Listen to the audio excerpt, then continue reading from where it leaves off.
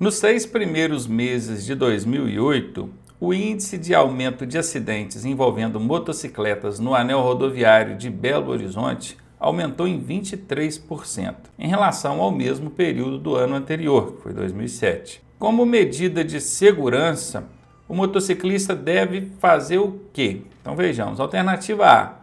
Utilizar o farol aceso mesmo durante o dia? Sim, motocicletas precisam circular com o farol aceso mesmo durante o dia, mesmo dentro de vias no perímetro urbano. É importante lembrar que os automóveis só são obrigados a acender os faróis durante o dia quando circulando em rodovias ou passando dentro de túneis. Já as motocicletas, em qualquer via, em qualquer circunstância, em qualquer hora, o farol tem que estar aceso. Circular com a motocicleta com o farol apagado é infração gravíssima e dá suspensão do direito de dirigir. Isso para quem já tem CNH. Quem está na provisória, perde ela. Então, a alternativa A, ela é verdadeira. O motociclista tem que andar com o farol aceso mesmo durante o dia. Alternativa B, ao ultrapassar, o motociclista deve ter consciência da fragilidade do seu veículo. Claro, ele precisa estar atento a essa questão aí. Ele está num veículo menor e apesar do Código de Trânsito Brasileiro estabelecer que os veículos maiores são responsáveis pelos menores, a regra não assegura a sua integridade física. Tanto é que acidentes acontecem e o motociclista acaba levando prejuízo nessa brincadeira aí. Então ele sim, ele tem que estar consciente que o veículo dele é um veículo menor, mais frágil, e com isso tomar mais cuidado. A letra B também é verdadeira. Ele deve então manter os equipamentos obrigatórios em bom estado? Claro, isso em qualquer veículo. Letra C, verdadeira. D, todas as alternativas acima estão corretas. Então a alternativa D é a resposta e vai a dica aí para você. Em 80% a 90% das vezes que na letra D tiver escrito todas, a resposta será essa. É infração grave, aquela que dá 5 pontos aí no prontuário do condutor. Vamos ver. Conduzir veículos sem os documentos de porte obrigatório. Quais são os documentos de porte obrigatório, hein? É a habilitação e a documentação do veículo. Tanto a documentação, a habilitação, né? Quanto a documentação do veículo, que é o CLA, ou Certificado de Licenciamento Anual, já podem ser apresentados via aplicativo. Então fica ligado aí.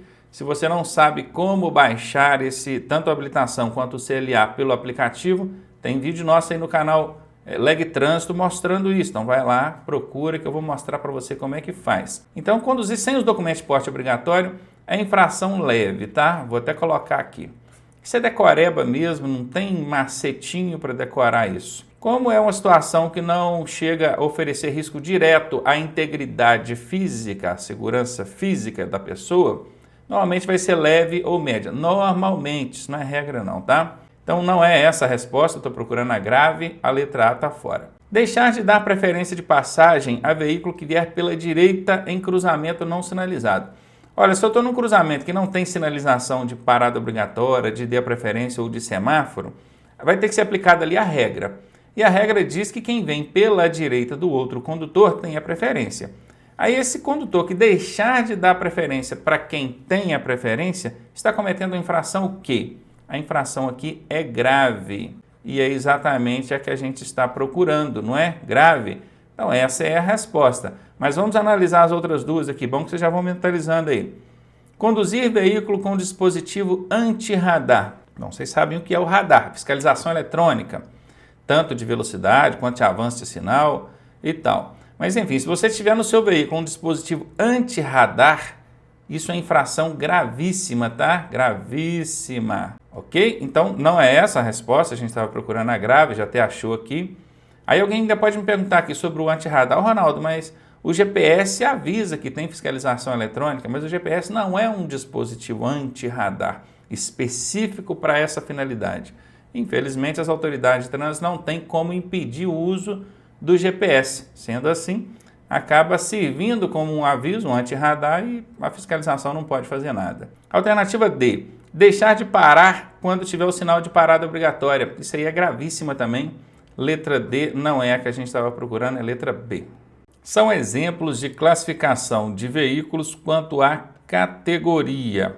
Bom, os veículos eles são classificados de 3 formas. Eu costumo chamar de TEC. TEC, deu um TEC. T de tração, E de espécie e C de categoria. O tração é o que faz ele andar. Ele é automotor, ele é elétrico, ele é de propulsão humana, ele é de tração animal. O espécie é o tipo mesmo, ele é de passageiro, ele é de carga, ele é de corrida, ele é de coleção, ele é misto. E o C é de categoria, que é a finalidade para a qual o veículo é utilizado.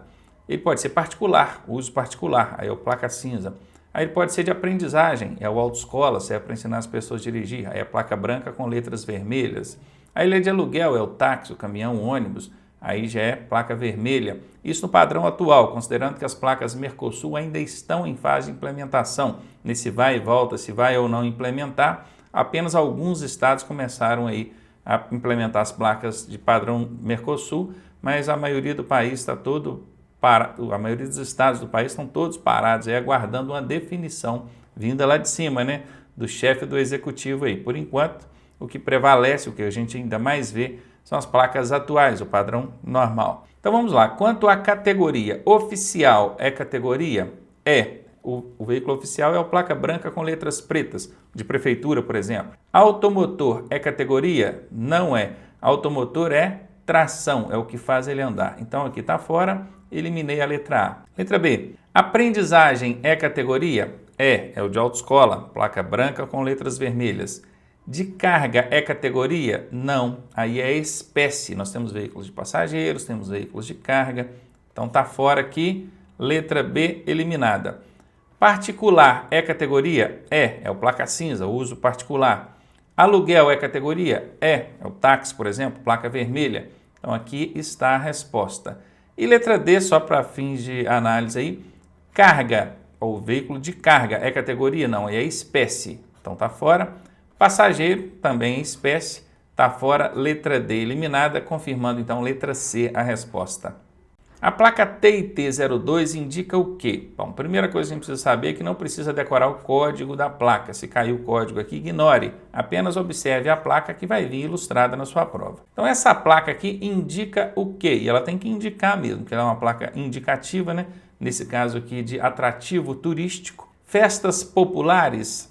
Não é. E aqui não tem muito macetinho não, aqui é decorar mesmo. Quem decorou as placas sabe qual é o significado.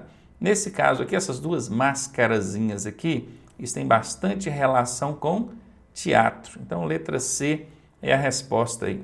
A placa A20A adverte ao condutor do veículo da existência adiante de que, então não precisa decorar o código da placa, aparecendo aqui pode ignorar isso, apenas visualize a placa que vai estar ali ilustrada na sua prova e tente entender o que é que ela está te advertindo. O que está dizendo? Ela adverte o condutor de quê? E de fato ela adverte, porque ela é uma placa de advertência. Ela está advertindo o quê? Eu estou vendo um veículo descendo uma ladeira muito forte aqui. Ó. É uma área com desmoronamento? Absolutamente não vejo aqui nada de desmoronamento, está fora. Uma curva? Também não tem curva aqui não, B está fora. Pista escorregadia? Também não está mostrando aqui pista escorregadia. Um declive acentuado, declive é uma descida, aclive é uma subida. Esse veículo está descendo, não está? Descendo é declive.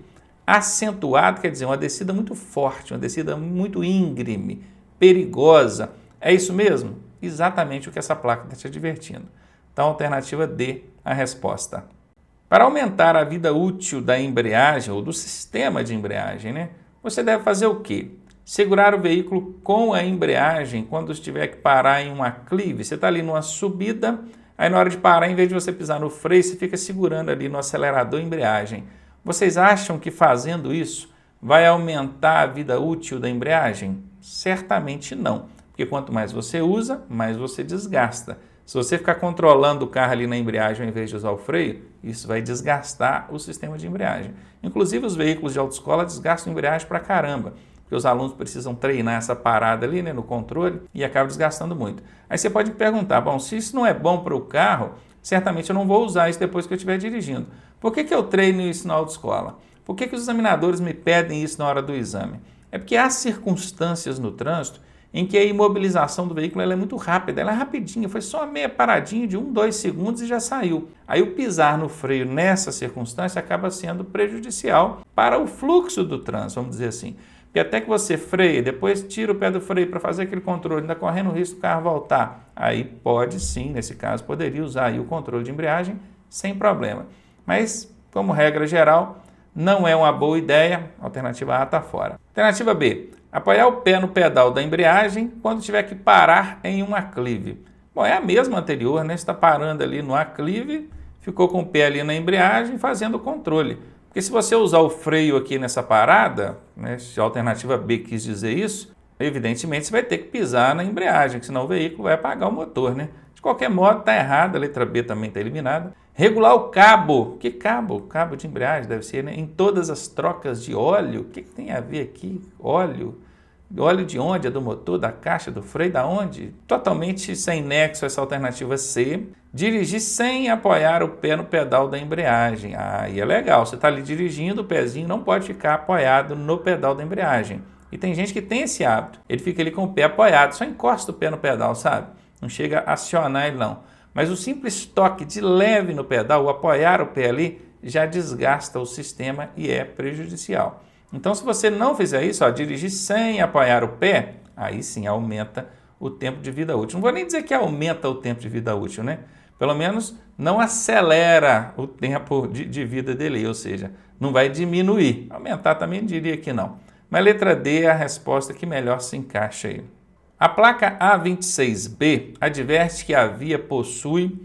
Olha, não precisa decorar o código da placa, caindo isso lá você pode ignorar, apenas visualize a placa que obrigatoriamente precisa vir ilustrada na sua prova e veja que ela está te advertindo. Ela adverte o quê? Que a via possui sentido duplo.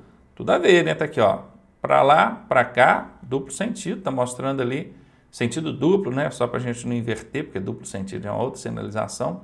Sentido obrigatório aqui não, até porque placa de advertência não obriga a nada. Sentido único não faz sentido, né? No sentido único não faz sentido, porque nós temos seta para um lado e para o outro, como é que pode ser único? Não. Nenhuma das respostas acima? Não. A resposta aqui é letra A.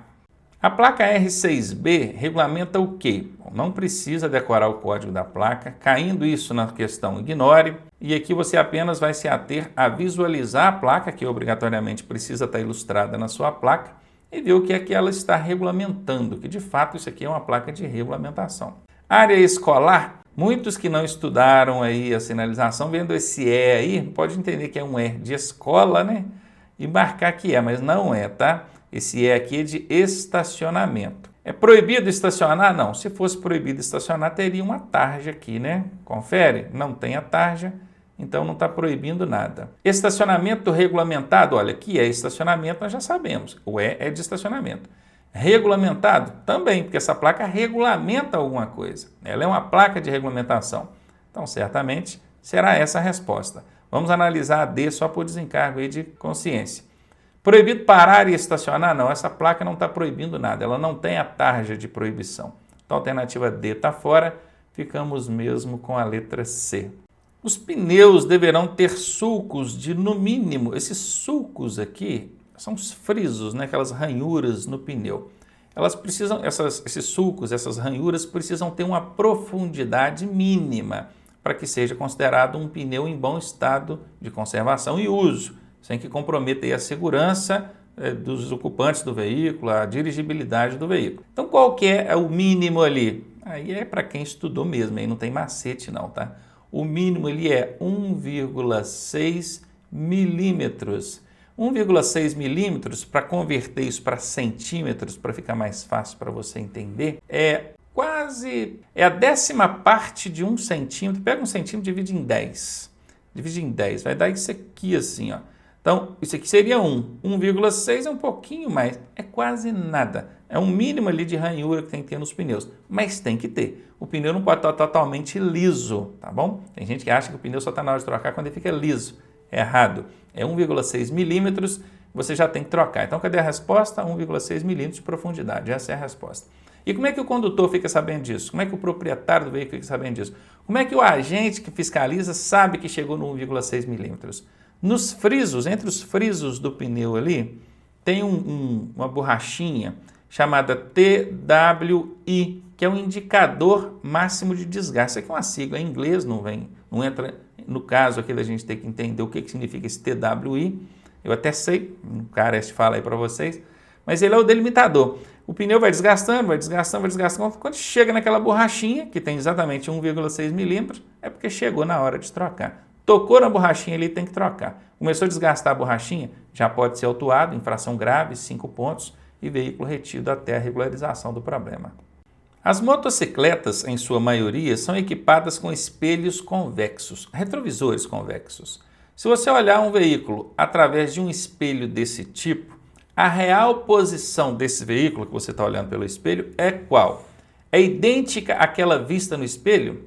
O que é a questão que está querendo dizer? Quem estudou isso no curso, aí na autoescola, sabe. Ou então quem estudou com a gente no nosso curso online. Aqui embaixo tem, debaixo de mim aqui, autoescolaonline.net, está vendo esse site aqui? Acessa esse site e vai lá em cursos online que a gente ensina isso e várias outras coisas. Esse lance de espelho plano, convexo ou côncavo, a gente aprende na escola mesmo. Quem estudou aí, ensino médio, já aprendeu isso. Mas eu vou explicar de novo para ficar bem claro isso aí. O espelho sendo plano, ele reflete fielmente a imagem que está sendo projetada nele. Ou seja, se eu ficar de frente para um espelho plano, eu vou me ver exatamente do tamanho e na distância que eu estou daquele espelho. Agora, existe o espelho côncavo, é aquele assim, imagina que você está aqui, tá? Você está aqui, observando esse espelho assim, tá bom? Aqui uma setinha aqui, Você está observando aqui. Então, o côncavo é o espelho que faz isso. O que o espelho côncavo faz? Ele altera ali, ele vai deixar a imagem mais próxima do que realmente parece estar. E vai fechar o campo de visão. Ele fecha, ele diminui o campo de visão. Isso não é bom num espelho de retrovisor de veículo, porque a finalidade ali é aumentar o campo de visão. Então, eles usam um espelho convexo, que é o contrário. O que é o convexo? Ele faz isso aqui, Então, quem está olhando para um espelho de retrovisor, ele vê um espelho curvo, assim, dessa forma, com a barriga voltada para o seu lado. Isso é chamado de convexo, está aqui, espelho convexo. Então tem o plano, o côncavo e o convexo. O que o espelho convexo faz? Ele amplia o campo de visão. Ele vai abrir bastante o campo de visão assim. Só que ele diminui o objeto que está sendo refletido ali. Quando você se olha no espelho desse, você fica menor do que realmente é. E parece estar mais distante. Então é exatamente isso que acontece quando você olha um retrovisor de um veículo, seja de motocicleta, de automóvel, qualquer um. Então você olhou aqui, o que acontece? Olha, a posição real do objeto que está sendo refletido é o quê? É idêntica àquela vista no espelho? Não é idêntica. Idêntica é a reflexão fiel, que seria o espelho plano. Não é. Não há distinção entre espelho convexo e os demais. Há distinção, sim, acabei de explicar. Mais distante do que aquela que você pensa que ele está. Ele está mais distante? Não. Ele está mais próximo. Porque ele diminui a imagem e mostra ela muito longe, mas na verdade ela está mais próxima do que o espelho está mostrando. Tá bom? Entenderam isso? O que o espelho convexo faz? Amplia o campo de visão, diminui o objeto que está sendo refletido e mostra ele mais longe, mas na verdade ele não está tão longe, ele está mais próximo. Então aqui fala que ele está mais distante. Ele não está mais distante, ele está mais próximo. O espelho está te enganando. Então qual que é a resposta? Mais próxima do que aquela que você pensa que ele está. Letra D é a resposta. Espero que você tenha entendido aí a explicação sobre os espelhos. Muito importante, tem caído bastante em prova.